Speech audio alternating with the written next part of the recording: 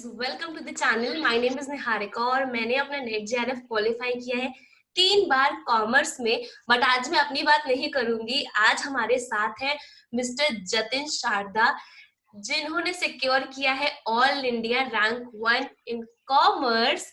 और आज वो हमारे साथ इस चैनल पर इस वीडियो के थ्रू अपना एक्सपीरियंस शेयर करेंगे। क्या स्टडी मटेरियल प्रेफर किया, कितने घंटे पढ़ाई की, कितने मंथ इन्वेस्ट किए, कैसे बैलेंस किया पेपर 1 पेपर 2। मुझे सब पता है क्योंकि मैं एक एस्पायरिंग एस्पिरेंट हूँ। तो मुझे सब पता है कि आपके दिमाग में क्या क्वेश्चन आएंगे। मैंने उन क्वेश्चंस को नोट डाउन कर लिया है, वो मैं पिटअप करूंगी मिस्टर जतिन से। वो उनके आंसर करेंगे, अपना एक्सपीरियंस बताएंगे। बट हम आगे जाए उससे पहले मैं बता दूं कि मिस्टर जतिन असिस्टेंट मैनेजर है कैनरा बैंक में और उन्होंने अपनी जॉब के साथ ऑल इंडिया रैंक 1 सिक्योर किया है कॉमर्स में। तो मुझे पता है यूजीसी में बहुत ज्यादा लोग कंफ्यूज होते हैं और बहुत ज्यादा एंग्शियस होते हैं कि जॉब और एग्जाम को कैसे मैनेज करें। तो ये एक परफेक्ट एग्जाम्पल है। इनकी इनके एक्सपीरियंस से आप सीख सकते हैं कि आपको अपनी प्रिपरेशन के दौरान क्या करना है। इनसे आप सीख सकते हैं। ये अपनी कुछ क्योंकि ऑब्वियसली एक जर्नी के दौरान इंसान कुछ अच्छे स्टेप्स भी लेता है, कुछ गलतियां भी करता है। तो मेरा मानना ये है कि अगर हम दूसरे के एक्सपीरियंस से सीख कर उनकी गलतियों और उनकी अच्छाइयों से सीख लेते हैं तो हमारा बहुत ज्यादा टाइम, एफर्ट, पैसे सारे कुछ बच जाते हैं। मतलब इन ऑल हम दूसरों से अगर सीखे तो बहुत अच्छा एक्सपीरियंस हो जाता है। तो आज हमारा मोटो यही रहेगा कि हम इनके एक्सपीरियंस को जानेंगे। और मैं जितने भी ज्यादा एस्पायरिंग कैंडिडेट्स है, भले आपका सब्जेक्ट कॉमर्स ना हो बट आप ये वीडियो देख रहे हो, तो ये कॉमर्स के कंटेक्स्ट में बात करेंगे। आप उस कंटेक्स्ट को आप अपने सब्जेक्ट में ले लीजिएगा, इनकी जो भी स्ट्रैटेजीज रही होंगी। ठीक है, स्टडी मटेरियल आप नहीं ले सकते हैं बट स्ट्रैटेजीज ऑब्वियसली ले सकते हैं। तो इनको आप इनके कन्वर्सेशन को, हमारी कन्वर्सेशन को बहुत ज्यादा ध्यान से सुनिएगा, वो आपको बहुत ज्यादा आगे हेल्प करेगा। And I think now I have to stop speaking और मैं इंट्रोड्यूस करती हूँ मिस्टर जतिन को। तो hello Jatin, welcome to the channel. नमस्कार। हम नमस्ते। सबसे पहले तो मैं इस बार जो जितने भी बच्चों ने यूजीसी नेट जेआरएफ क्लियर किया है या जिन्होंने नहीं किया है, सबसे पहले जिन्होंने किया उनको कांग्रेचुलेट करना चाहूंगा। और जिन्होंने जो इस बार नहीं कर पाए उनको कहना चाहूंगा कोई बात नहीं, आप मेहनत करें। तो सबसे पहले सारे व्यूअर्स को मेरी तरफ से good evening. Okay, good evening. और मैं बता दूं, इन्होंने जॉब के साथ क्वालिफाई किया है और फर्स्ट अटेम्प्ट है इनका। तो बहुत ज्यादा लोग इससे रिलेट कर पाएंगे। मैं इतनी ज्यादा खुश हूँ कि मेरे चैनल को इन्होंने चूज किया अपना इंटरव्यू देने के लिए। तो ये बहुत ही अच्छी बात रही। और अभी मैं इनसे क्वेश्चंस पुटअप करूंगी, बट क्वेश्चंस पुटअप करूं इससे पहले मैं चाहती हूँ कि जतिन, आप एक बार हमारे व्यूअर्स को इंट्रोड्यूस कर दीजिए कि आप का एजुकेशनल बैकग्राउंड क्या रहा है, तो उनको एक अच्छा आइडिया मिल जाए कि आपने कैसे चीजों को लिया, आपकी क्या जॉब प्रोफाइल रही है, कैसे आपने मैनेज किया। तो वो ज्यादा आपके साथ रिलेट कर पाएंगे, है ना। तो लेट्स बिगिन। हाँ, ओके। मेरे जितने भी दोस्त ये वीडियो देख रहे हैं मैं उनको बताना चाहूंगा कि मैं चंडीगढ़ से बिलोंग करता हूँ। और वहां पर एक कॉलेज जो पंजाब यूनिवर्सिटी से एफिलिएटेड है, वहां से मैंने अपनी bachelors in commerce economics honours में कंप्लीट किया 2016 में। And in 2016 itself, I cleared my IBPS PO examination in my first attempt. And after that, I got my joining as a probationary officer in Canara Bank in 2017. Since then, 2017, I've been working in Canara Bank as a assistant manager. It's been 3 years. The journey has been very good. And in the meanwhile, in these 3 years, I also joined a master's degree, distance mode, through Indira Gandhi National Open University. And after clearing that master's in 2018, I got to know about UGC Net JRF in 2018 only. And then I appeared for it in 2020. This was my first attempt. And to my surprise, I have scored 100 percentile and all India rank 1. So I thank God for that and my parents as well. Okay, तो यहाँ पे आपने एक बहुत अच्छा point बोला कि आपने अपना जो पोस्ट ग्रेजुएशन है वो इग्नू से किया है, दैट इज डिस्टेंस से किया है ना। बहुत ज्यादा बच्चे कंफ्यूज होते हैं कि अगर हमने डिस्टेंस से किया है तो क्या हम यूजीसी नेट के लिए एलिजिबल हैं, क्या हम दे सकते हैं। तो देखिए, इन्होंने किया है एमकॉम इग्नू से, मैंने किया है एमकॉम इग्नू से। तो हम दोनों आपके सामने एग्जाम्पल है। मैं अपनी पीएचडी परस्यू कर रही हूँ, ये गवर्नमेंट जॉब में थे तो इन्होंने चूज किया एमकॉम को। तो हाँ, अगर आपने एक रिकॉग्नाइज्ड यूनिवर्सिटी से किया है, वो यूनिवर्सिटी अगर यूजीसी से रिकॉग्नाइज्ड है, अगर आपने वहां से अपना पोस्ट ग्रेजुएशन या ग्रेजुएशन परस्यू किया है, देन आप बिल्कुल एलिजिबल है। शर्त इतनी है कि यूजीसी के द्वारा रिकॉग्नाइज्ड होना चाहिए यूनिवर्सिटी या कॉलेज जहां से भी आपने अपनी डिग्री हासिल की है। ओके जतिन, नाउ अब हम आते हैं रियल क्वेश्चंस पे related to UGC NET. And मेरा पहला क्वेश्चन आपसे ये है कि आपने यूजीसी नेट को क्यों चूज किया? आपके मन में क्या था कि मुझे यूजीसी नेट देना है? क्या आपका माइंडसेट था? क्योंकि आप ऑलरेडी आप एक सेटल्ड जॉब में थे, आपकी गवर्नमेंट जॉब थी, ठीक है, और उसके साथ मुझे दिख रहा है कि आप एकेडमिक्स में आपका इंटरेस्ट है, बट वो क्या चीज थी जिसने आपको एकदम खींचा यूजीसी नेट मुझे प्रिपेयर करना है, और आज आप ऑल इंडिया रैंक 1 है आपकी, तो वो मुझे वो माइंडसेट जानना है कि यूजीसी नेट के क्यों चूज किया आपने? इसके पीछे दो बड़े कारण हैं। एक तो कि मैं बचपन से ही मेरा टीचिंग के प्रति बहुत ज्यादा रुझान था। मैं बच्चों को पढ़ाना चाहता था, और बैंक में जॉब करने से पहले जब मैं बीकॉम कर रहा था, उस समय भी मैंने टीचिंग को जो है अपना प्रोफेशन के रूप में परस्यू किया था, even after my 12th class. तो मैंने होम ट्यूशंस दी थी बच्चों को, और हमारे लोकल ट्यूशन इंस्टीट्यूट में मैं दोपहर के 2-3 बजे से लेकर के रात के 10 बजे तक पढ़ाया करता था। तो teaching was a kind of a full time job for me, and more over उससे मुझे जो है जो सेटिस्फैक्शन मिलती थी, आज जॉब है, वेल पेड जॉब है, बट टीचिंग से जो सेटिस्फैक्शन मिलती थी वो कुछ अलग ही लेवल की थी। एक तो तरीके मैंने सोचा से कि बोला जाए तो ये आपका पैशन था। जी बिल्कुल। पैशन था। अभी फिलहाल भी अगर कोई भी स्टूडेंट है मुझसे गाइडेंस लेने के लिए, मुझसे पढ़ाई करना चाहता है, तो मैं हमेशा तैयार रहता हूँ। और कई बार तो स्टूडेंट्स नहीं भी आते मेरे पास, तो मैं खुद से पूछता हूँ कि अगर आपको कोई जरूरत हो तो आप आ सकते हैं। तो हमेशा से पढ़ाना मुझे अच्छा लगता है। तो एक तो ये रीजन था, और दूसरा रीजन ये था कि पहले मुझे जानकारी नहीं थी इस एग्जाम के बारे में। तो जब मैं कैनरा बैंक में काम कर रहा था, तो 2018 के अंदर मुझे कैनरा बैंक में जॉब दी गई। मतलब I was assigned a job that you have to upload the certificates of the scholars, and after I uploaded their certificates, UGC used to disburse their scholarships. So that was a tie-up between Canara Bank and UGC. So I became a part of that initiative, and I was working for the students. So उस process में बहुत सारे लोग जो हैं जिन्होंने JRF clear किया था, जो रिसर्च कर रहे थे, जो PhD कर रहे थे अलग अलग दिल्ली की यूनिवर्सिटीज से, उनके कांटेक्ट में मैं आया, उनसे मेरी दोस्ती हुई। तो इस एग्जाम के बारे में मेरी जो दिलचस्पी थी वो वहां से बढ़ती चली गई, और फिर 2020 में फाइनली मैंने इसके लिए अपना फर्स्ट अटेम्प्ट दिया।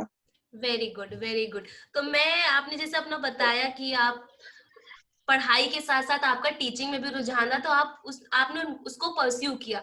तो वही चीज मैंने भी अपने साथ की थी। जब मैं अपने ग्रेजुएशन में थी और मैं अपना सीएस कंपनी सेक्रेटरी का जॉब कर रही थी, तो मैं भी जॉब करती थी, मैं भी स्टूडेंट्स को पढ़ाती थी। तो यहाँ पर मतलब आपको कैसे समझा जाए कि आपका एक चीज के प्रति रुझान है, आप कैसे आइडेंटिफाई कर पाओ कि आपका करियर ऑप्शन क्या होना चाहिए, या एक सुटेबल करियर आपके लिए क्या है?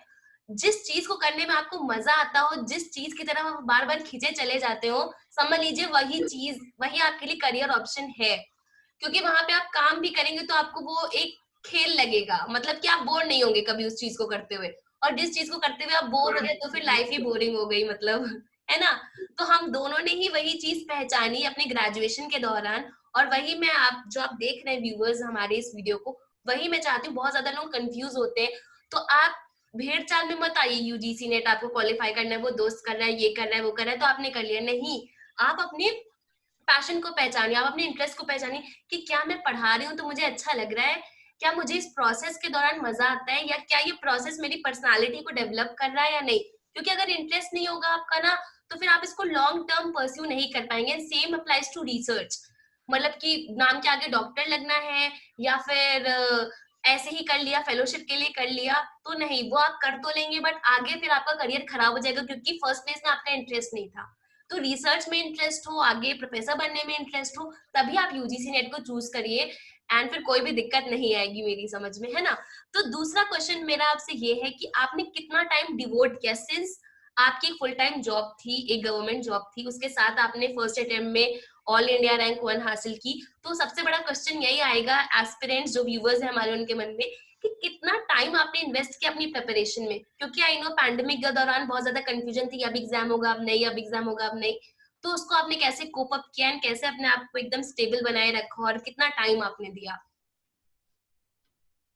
स्पेशली इस एग्जामिनेशन के लिए मैंने अलग से प्रिपरेशन नहीं किया। ओके।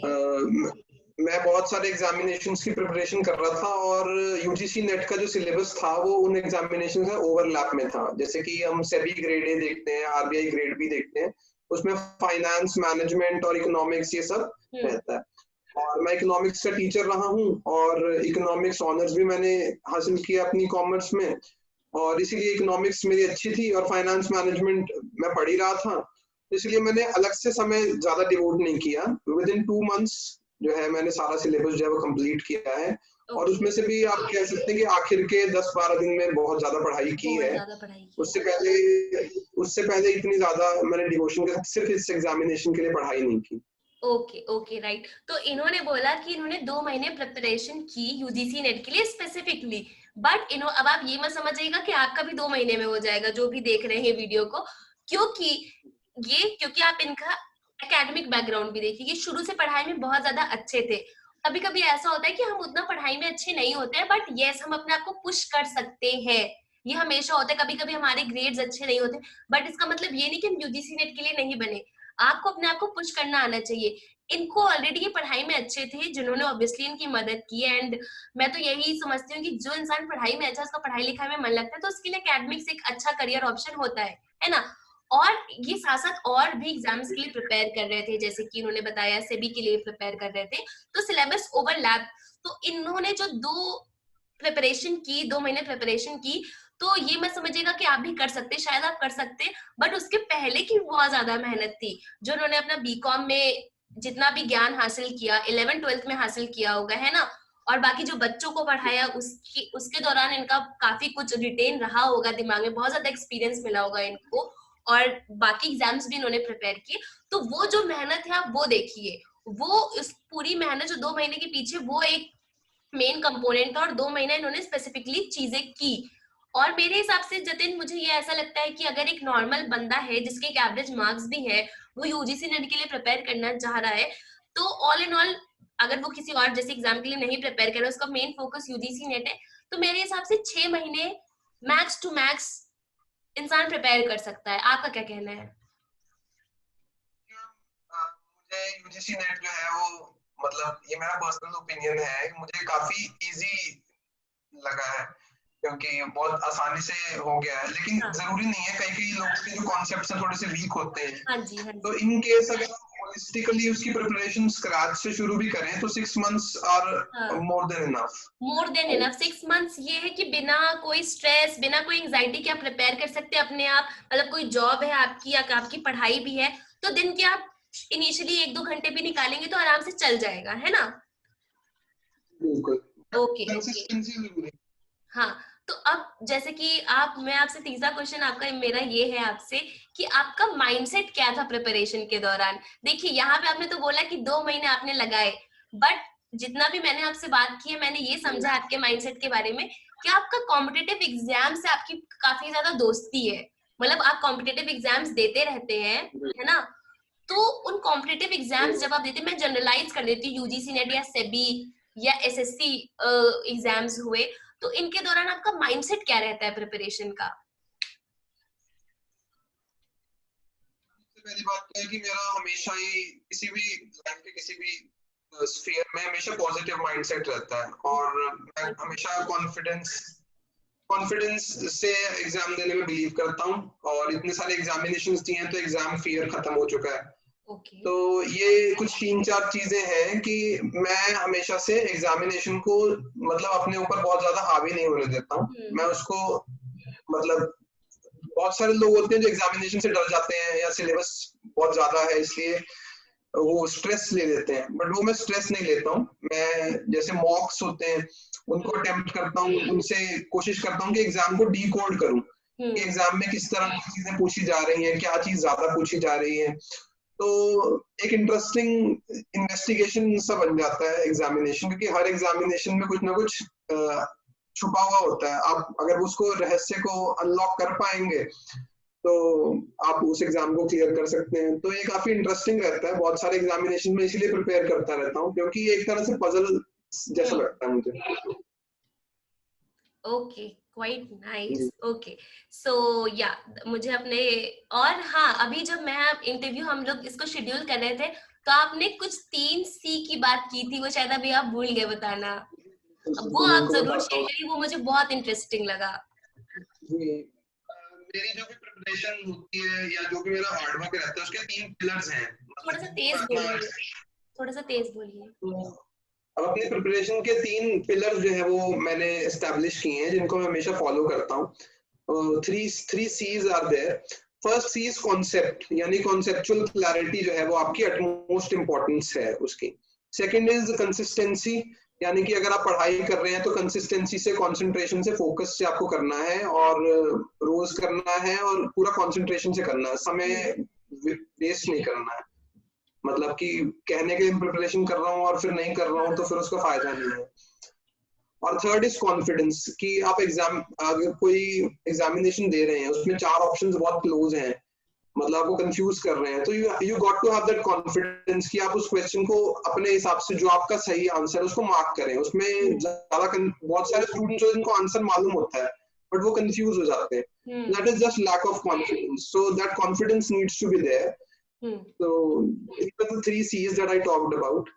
Okay, quite nice. बोल रही थी कि आज के डिस्ट्रैक्टेड वर्ल्ड में मैं अगर आप जैसे इंसान को देखती हूँ जो अपनी जॉब के साथ किसी इतने सारे कॉम्पिटिटिव एग्जाम्स के लिए प्रिपेयर कर रहा है, तो मुझे बहुत खुशी होती है देख के, क्योंकि मतलब मुझे तो ऐसे अभी तो बंदे ऐसे मिलते ही नहीं है, बंदे बंदियां दोनों ही ऐसे नहीं मिलते जो इतने ज्यादा फोकस्ड हो अपने करियर को लेके, अपनी लाइफ को लेके। और कुछ मेरी कन्वर्सेशंस हुई हैं आपके साथ पहले भी, तो उसमें भी मुझे बहुत एक डीप मीनिंग दिखती है कन्वर्सेशन में, तो वो मुझे बहुत ज्यादा अच्छा लगता है। और ये मैं यहाँ पे मेंशन करना चाहती हूँ कि देखिए अभी जो आपका लाइफ का फेज चल रहा है, आपका कोई भी अभी जो ये 20 से 30 या 20 से 25 की जो एज होती है, वो हमारी करियर बनाने की एज होती है। अगर इसमें हमने अपना करियर बना लिया, अच्छे से डिसाइड कर लिया फोकस होके, तो आगे की लाइफ तो बहुत ज्यादा ईजी हो जाती है। तो ये बहुत ज्यादा जरूरी है फोकस्ड रहना। एक आप फोकस अपना गोल डिसाइड करिए एंड उसको आपने अचीव कर लिया, तो फिर आगे तो लाइफ सॉर्टेड हो जाती है। जैसे कि इनकी अभी ऑल इंडिया रैंक 1 के साथ बैठे हैं, तो आप देखिए तपस्या जाती है बहुत ज्यादा किसी भी चीज को अचीव करने में। तो और वही मुझे लाता है मेरे आई गेस चौथे क्वेश्चन पे, जो ये हमारा है कि बहुत ज्यादा लोग उत्सुक होंगे, जिज्ञासुक होंगे, जिज्ञासुक ही शायद वर्ड होता है, मेरी हिंदी इतनी अच्छी नहीं है, जानने के लिए कि आपने क्या स्टडी मटेरियल रेफर किया अपनी पूरी प्रिपरेशन के दौरान।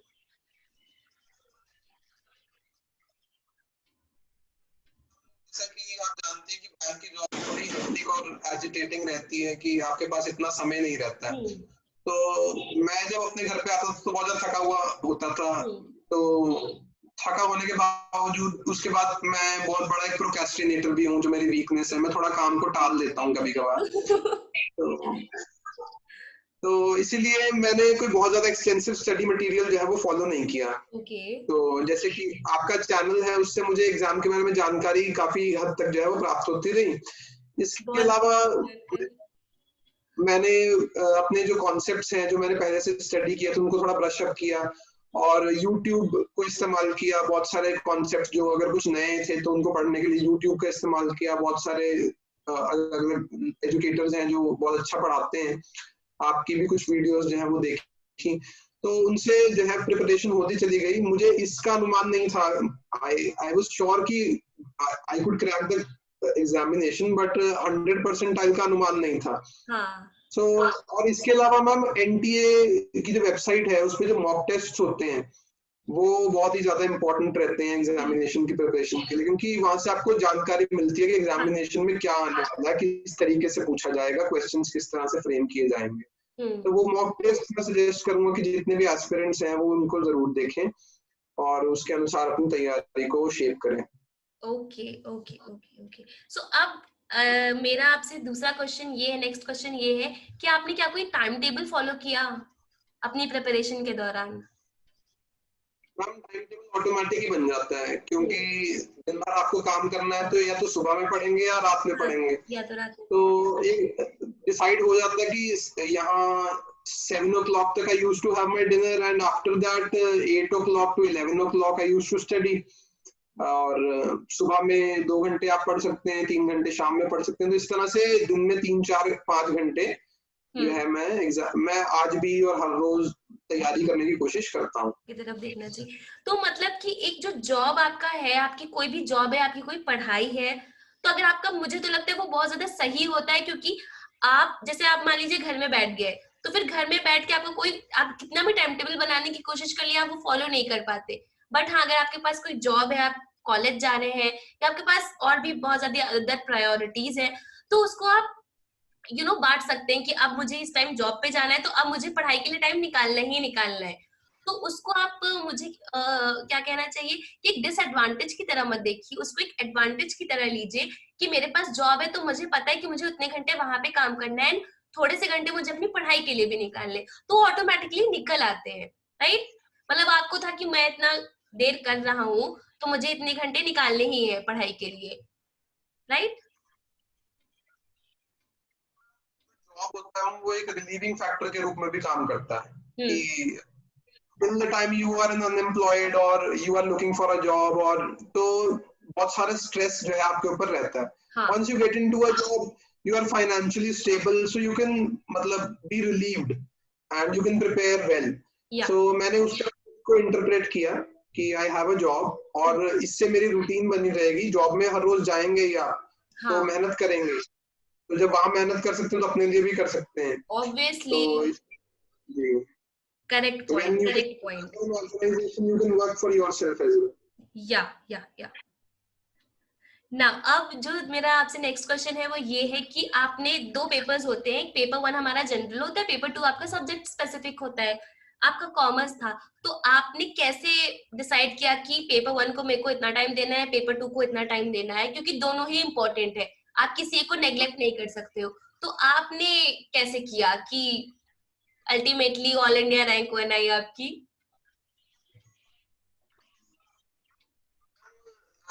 इंग्लिश, मैथ्स और रीजनिंग मेरी स्ट्रेंथ्स हैं. ओके. तो पेपर 1 में ज्यादातर पूछी जाती हैं, उससे साथ थोड़ा रीजनिंग और लॉजिक वगैरह रहता है. तो पेपर 1 के ऊपर मैंने टीचिंग एप्टीट्यूड, रिसर्च और ये जो अपना हाइपोथेसिस, सैंपल्स, ये सब होता है, तो ये सब मैंने पढ़ाई किया. लेकिन मैथ्स, रीजनिंग, इंग्लिश को मैंने ज्यादा उसके ऊपर फोकस नहीं किया, क्योंकि मैं उसको पहले से ही बहुत पॉलिश कर चुका हूँ. ऑलरेडी स्ट्रांग था. या तो मैंने रिसर्च एप्टीट्यूड, टीचिंग एप्टीट्यूड और ये सब जो है सैम्पलिंग टेक्निक्स वगैरह, ये सब ज्यादा पढ़ा पेपर 1 में. लेकिन पेपर 2 की मैंने होलिस्टिकली पूरी प्रिपरेशन की. उसमें मैंने अपना, भले मुझे पहले से कॉन्सेप्ट्स मालूम भी थे, फिर भी मैंने एमसीक्यूज प्रैक्टिस किया था कि वो रिवाइज होते रहे. तो मैंने अपना जो 60-70% फोकस है वो मैंने पेपर 2 को दिया. दैट इज व्हाट मैं भी अपनी स्ट्रैटेजी की वीडियोस में बताती हूँ. या एज अ, जब मैं एस्पिरेंट थी 3 साल पहले, तो मैंने भी ऐसे ही किया था कि देखिए पेपर 2 जो है वो आपकी ऑलरेडी स्ट्रेंथ है, उसमें आपने अपना 11th-12th किया होगा, मोस्ट प्रोबेबली ग्रेजुएशन किया होगा, पोस्ट ग्रेजुएशन किया होगा, तो जो चीज आप 7 साल से पढ़ते आ रहे हैं उसको आप और ज्यादा उस पर फोकस करेंगे, तो वहां पे आपको ज्यादा अच्छे रिजल्ट्स मिलेंगे, क्योंकि वो चीज आपने ऑलरेडी पढ़ रखी है. उसको थोड़ा सा और पुश देंगे तो वहां पे आपको 100% रिजल्ट मिलेगा, 100 नहीं 90% तो मिलेगा ही, as compared to paper 1. Paper 1 अगर आप एक बिगिनर भी है यूजीसी नेट प्रिपरेशन की, तो बहुत ज्यादा कम चांसेस है कि आपने उन चीजों को ऑलरेडी पढ़ा होगा, जैसे कि डाटा इंटरप्रिटेशन है, क्योंकि आप कॉम्पिटिटिव एग्जाम्स के लिए प्रिपेयर कर रहे थे ऑलरेडी, तो आपका स्ट्रॉन्ग था. बट व्हाट इफ आप नहीं कर रहे हो, तब क्या हो? तो उसके लिए भी आप पेपर 1 को आप एकदम निग्लेक्ट नहीं कर सकते. बट जैसे इन्होंने भी किया और जैसा मेरा भी मानना है कि आप जितने भी घंटे अपनी प्रिपरेशन कर रहे हो, उसमें से आप 70% अपना टाइम पेपर 2 को दीजिए और 30% टाइम आप पेपर 1 को दीजिए. ठीक है, जो अच्छा है उसको और अच्छा करने की कोशिश कीजिए, और पेपर 1 को ऐसे करने की कोशिश कीजिए कि आपका एम होना चाहिए कि 35 क्वेश्चन तो आपकी बॉर्डर लाइन है, 35 क्वेश्चन तो आपके सही सही होने हैं, नो मैटर आप किस कैटेगरी को बिलोंग करते हो, नो मैटर आपका सब्जेक्ट क्या हो. But yes 35 questions border line है, उसके नीचे तो आपको जाना ही नहीं, उसके ऊपर मिल जाए तो बहुत अच्छी बात है. बट रिगार्डिंग टाइम प्रिपरेशन, जैसे कि हमारे टॉपर साहब भी बता रहे हैं कि उन्होंने 70% टाइम अपना पेपर 2 को दिया. ठीक है, तो इस पे आपको ज्यादा फोकस करना है, ये नहीं कि आपको पेपर 1 नहीं आता तो आप ना उसी में आप पूरा लीन हो गए, उसी में आपने अपना पूरा फोकस दे दिया, क्योंकि वो आपने ऑलरेडी पढ़ा नहीं है. आपको पढ़ना है, बट जो चीज और अच्छी है उसको और अच्छा करिए, और पेपर वन में आप ऐसा करिए कि वो आपको जेआरएफ पाने में मदद करे या नेट पाने में मदद करे, जो भी आपका एम है। नाउ अब हमने बहुत ज्यादा सारे टॉप पॉइंट्स कवर कर लिए हैं जतिन, मैंने आपसे टाइम टेबल, स्टडी मटेरियल, आपका पूरा जर्नी हमने सुन ली है। और अब ये एक मेरा क्वेश्चन है आपसे कि और आपका सारा कुछ यू आर वेरी क्लियर कि आपके पास एक जॉब थी एंड आप कॉम्पिटिटिव एग्जाम्स के लिए प्रिपेयर करना, यू लाइक इट एंड आपको वो पजल की तरह लगता है and you are into it, आपको अच्छा लगता है वो, राइट?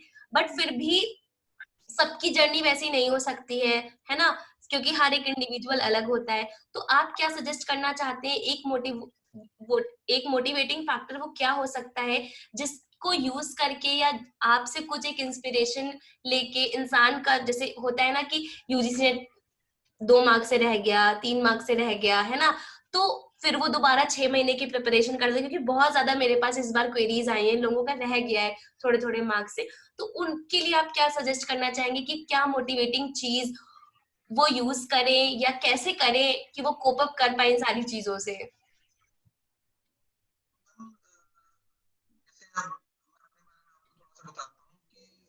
थोड़ा ऐसा सा नहीं है तेज कि बोल। मैं कभी ऐसा नहीं है कि मैं कभी लो फील नहीं करता हूँ या डीमोटिवेटेड नहीं रहता हूँ। बहुत सारे फेजेस ऐसे भी आए हैं, क्योंकि जब आप किसी ऑर्गेनाइजेशन में काम करते हैं तो there are phases when you tend to feel depressed और little bit low, but in those times मैं स्पिरिचुअलिटी और मेडिटेशन में जो है बिलीव करता हूँ। तो आप जब वो करेंगे तो आप अपना जो है स्ट्रेस लेवल्स को रिड्यूस कर सकते हैं। और दूसरी चीज ये है कि मैम जैसे एग्जामिनेशन है, अगर आप इस बार नहीं क्लियर कर पाए हैं तो आप इवेलुएट करें कि आपकी कहाँ कमी रही है। जेन्युइनली अगर आप इवेलुएट करेंगे तो अगली बार उस एग्जाम को जो है वो क्लियर कर लेंगे, ये मेरा मानना है। एक बार से ज्यादा आप असफल नहीं हो सकते हैं अगर आपने अच्छे से इवेलुएट करके उस पर काम किया हो। तो अगर आप बहुत ज्यादा बार असफल हो रहे हैं तो इसका मतलब है कि आपने अच्छे से काम नहीं किया है। तो काम करने की जरूरत है, वो आपको इवेलुएट करना पड़ेगा। अपनी जो रिजल्ट आता है उनको अच्छे से देखना चाहिए, अपनी आंसर शीट्स को अच्छे से देखना चाहिए, कोई भी एग्जामिनेशन हो। तो ये मेरा मानना है। और अपने जो रूम है उसको इस तरह से डिजाइन करना चाहिए, उसमें लिख करके मोटिवेशनल कोट्स आपको रखने चाहिए, आप अपने आप से भी लिख सकते हैं। तो वो सब करें, मेडिटेशन करें, स्पिरिचुअलिटी में थोड़ा सा डेल्व करें, योगा करें, और अपने कमरे को साफ सुथरा रखें, और छोटी छोटी चीजों का अपने घर में ध्यान रखें, समय वो से आपका सोएं, एक समय से जोन बनाए रखने में बहुत ज्यादा मदद करती है। कभी कभी जो एक इंसान का एक जो स्टेट ऑफ माइंड होता है वो बिगड़ जाता है, फिर वापस लौटने में कई लोगों को टाइम लगता है। तो अगर आप अगल बगल वाली चीजों को अपने, जहाँ पे आप रहते हैं, जहाँ पे आप अपनी पढ़ाई करते हैं, वो आप एकदम सॉर्ट आउट रखेंगे ना, तो कभी कभी आपका जोन बिगड़ेगा भी तो वापस आने में आपको टाइम नहीं लगेगा, राइट?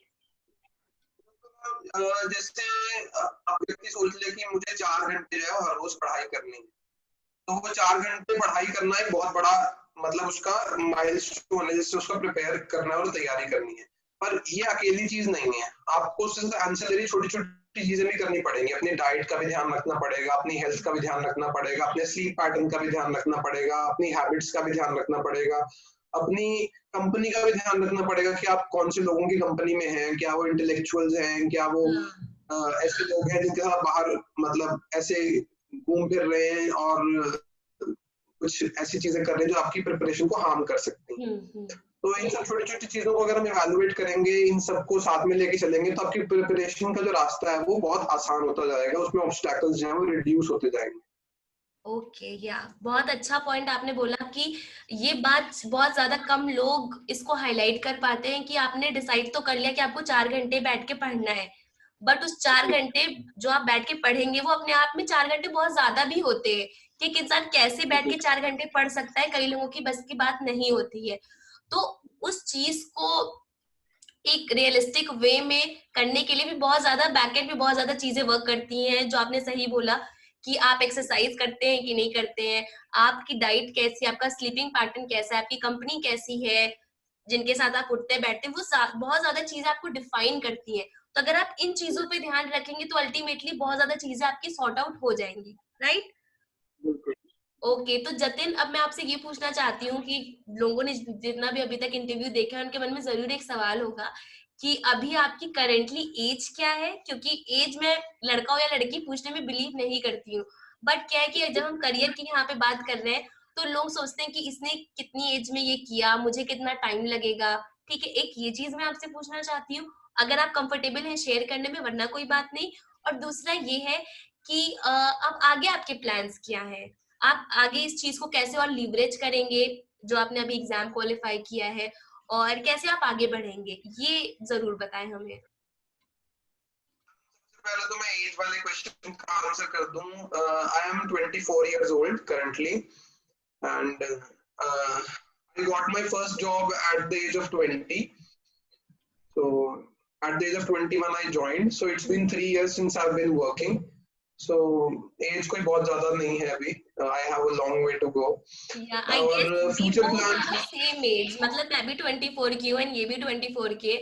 सो अभी हमें व्यूअर्स को आइडिया मिल जाएगा कि उनको कैसे आगे चीजें प्लान करनी है। Please Jatin continue, sorry to interrupt. तो जैसे मैंने एग्जाम क्लियर किया है, so this is the first step. So इसके बाद you have to go about choosing an appropriate institution for yourself, and after that you have to enroll in your PhD, choose a suitable topic and complete that PhD. And in that journey you have to do a lot of research as well, publish papers, go to conferences. So that is a very great experience that you are going to have once you have cleared the NET JRF examination, and you will get your fellowship as well. So it is going to be an enjoyable journey. Although some people convey that there are burdens and stress which keeps happening during their PhD as well, लेकिन they are a part of life, I believe. Part आप and किसी भी parcel of area में life, जाएंगे, so stress, anxiety. जब तक आप अपने आप को थोड़ा सा स्ट्रेस नहीं करेंगे तब तक आप कुछ सीख नहीं सकते. Agreed agreed Jatin, agreed. अभी मैं, क्योंकि एग्जामिनेशन का रिजल्ट अभी आया है, सो आई विल इवैल्यूएट कि मेरे लिए कौन सा जो करियर अपॉर्चुनिटी है वो ज्यादा बेहतर है, क्योंकि I am currently in a public service. So अभी मुझे थोड़ा समय चाहिए रहेगा उसके लिए. हाँ जी, क्योंकि मैं और भी एग्जामिनेशंस जो है वो क्वालिफाई करने के बारे में सोच रहा हूँ. सो अभी अपना पर्सनली तो मैं अभी नहीं बोल सकता हूँ, बट यस, क्योंकि मेरा रुझान जो है टीचिंग की तरफ शुरू से रहा है, तो मैं कोशिश करूंगा कि अगर पीएचडी हो पाए तो वो अच्छा रहेगा मेरे लिए. Okay okay. हाँ, कि अगर आपका यूजीसी नेट जेआरएफ है तो आपको आगे अपनी पीएचडी भी फोकस करना चाहिए, क्योंकि पीएचडी बिना जेआरएफ के थोड़ा सा ज्यादा टफ हो जाता है, बिना फेलोशिप, बिना कोई फंड्स के अपनी पीएचडी करना, क्योंकि ऑब्वियसली बहुत ज्यादा एक्सपेंसेस होते हैं, खर्चे होते हैं, जिनको अगर आपको फेलोशिप मिल रही है तो बहुत ज्यादा इजी हो जाती है पीएचडी करना। एंड एक वो मोटिवेशन रहता है कि यार मेरे पास फेलोशिप है तो मैं अपनी मन की कॉन्फ्रेंस कर सकती हूँ, अपने मन के जो आपके जर्नल्स होते हैं, उनके जो पेपर्स पब्लिश होते हैं, आप उनको खरीद सकते हैं, क्योंकि वो ऑब्वियसली बहुत ज्यादा कॉस्टली आते हैं। तो बहुत ज्यादा ऐसे सब्सक्रिप्शन होते हैं, वर्कशॉप्स होती हैं, कोर्सेज होते हैं जिनको बहुत वो महंगे होते हैं, तो इसलिए फेलोशिप इतनी ज्यादा दी जाती है ताकि आप अपनी पीएचडी कन्वीनियंटली कर लें। ओके, सो बस यही है कि इतना ज्यादा टेडियस नहीं होता है। मैंने 1.5 साल पहले एनरोल किया था और मैं हर दिन एंजॉय करती हूँ अपना पीएचडी का, मन लगा के मैं काम करती हूँ। साथ ही साथ मेरा ये यूट्यूब है, बट फोकस मेरा पीएचडी ही है। तो यस, मैं यही सोचती हूँ अगर मैं कर सकती हूँ तो आप भी कर सकते हैं। बस मन लगा के रखिए एंड अगर इंटरेस्ट हो तो ही रिसर्च में आइए। तो आई गेस मेरा बहुत अच्छा एक्सपीरियंस रहा जतिन आपके साथ इंटरेक्ट करना, बात करना। ऐसा लगा कि मैं सेम थॉट प्रोसेस वाले बंदे के साथ बात कर रही हूँ एंड वो वाइब मेरे को फील हुई जो मेरे को बहुत ज्यादा अच्छी लगी जतिन। सो जतिन, थैंक यू हमारे चैनल पे आने के लिए और अपना एक्सपीरियंस हमारे साथ शेयर करने के लिए। हम आपको बहुत दिल से शुक्रिया करना चाहते हैं कि आप आए, आपने अपना टाइम निकाला और आपने एकदम सारा कुछ ऑनेस्टली बताया, क्योंकि मुझे दिख सकता है आपकी बातों में कि आप, क्योंकि जो मेहनत करता है वो उसके शब्दों में झलकता है कि उसने क्या किया, कैसे किया।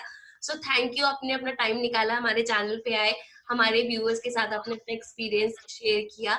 एंड कोई और क्वेश्चंस होते हैं फ्यूचर में तो हम जरूर इसका पार्ट 2 करेंगे, जहाँ पे मैं आपसे और ज्यादा क्वेश्चंस करूंगी अगर हमारा ये वीडियो दर्शकों को पसंद आया तो। Okay Jatin, thank you for being here. Okay. I'll see you soon. Bye.